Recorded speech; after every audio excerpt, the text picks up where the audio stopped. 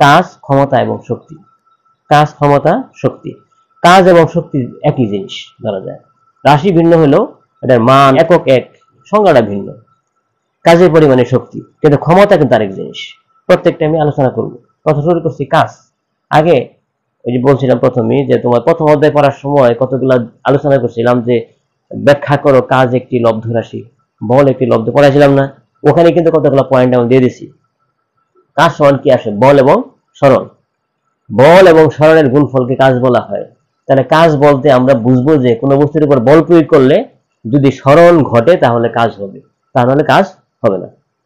বুঝছো তো কথাটা? না বুঝলে বলবা, হাতাঙ্গা মতো আমি কোথায় বুঝবো। তাহলে বল যেমন এমনি আমরা অনেক কাজের কথা বলি বাস্তবিক অর্থে, এই কাজ আর পদার্থবিজ্ঞানের কাজ কিন্তু ভিন্ন। এমনি কাজ বলি যে দাঁড়ায় থাকলেও কাজ হয়। একজন দাঁড়ান রাখছো, সে সারাদিন গেটে দাঁড়ায় রইল, কাজ হয় না? বেতন দেওয়া হয় না? বলে কাজ করলো, হ্যাঁ কাজ করছে, কাজে গেছিল। কিন্তু বিজ্ঞানের ভাষায়, পদার্থ বিজ্ঞানের ভাষায় কাজ হলো একটা রাশি। রাশি বলতে যা কিছুকে পরিমাপ করা যায়। কথা বুঝছো? বিজ্ঞানের ভাষায় কাজ একটা রাশি যাকে পরিমাপ করা যায়। রাশিটা কিরকম রাশি? কাজ সমান বল ইন্টু সরণ। আমি দেখাইছি এরকম, যেখানে একটা বস্তু আছে, দেখো বস্তুটার ভর হলো এম, বল প্রয়োগ করছে এফ। এখন যদি 5 মিনিট 10 মিনিট বল প্রয়োগ করার পরেও যদি বস্তুটা এখানে থাকে, তাহলে বুঝতে হবে কাজ হয় নাই বা সরণ জিরো। আর যদি দেখেন না, বল প্রয়োগ করার পরে বস্তুটা সরে গেছে, এখানে চলে গেছে, তার সরণ করছে কত? এস। তাহলে বোঝা গেল হ্যাঁ কাজ হয়েছে। তাহলে কাজ ডব্লিউ সমান, কাজকে প্রকাশ করা কি দ্বারা? ডব্লিউ সমান বল, বলকে প্রকাশ করা এফ দ্বারা, সরণকে প্রকাশ করা এস দ্বারা। ডব্লিউ সমান কি? F into S.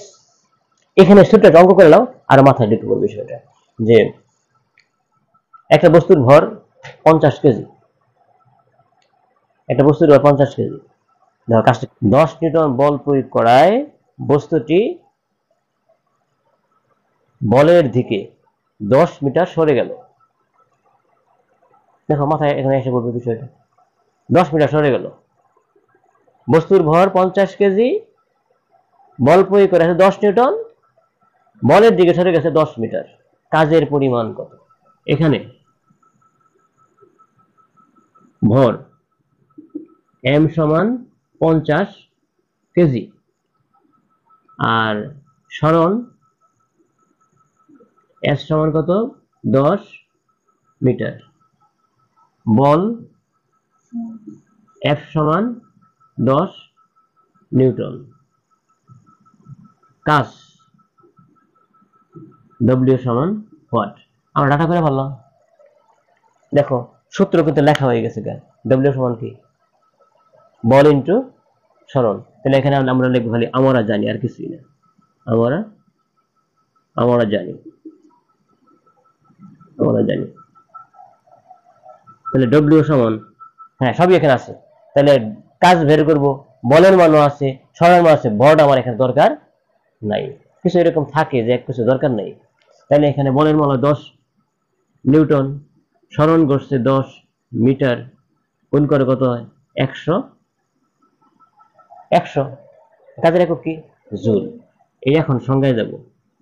কাজের একক জুল, শক্তির একক কিন্তু জুল।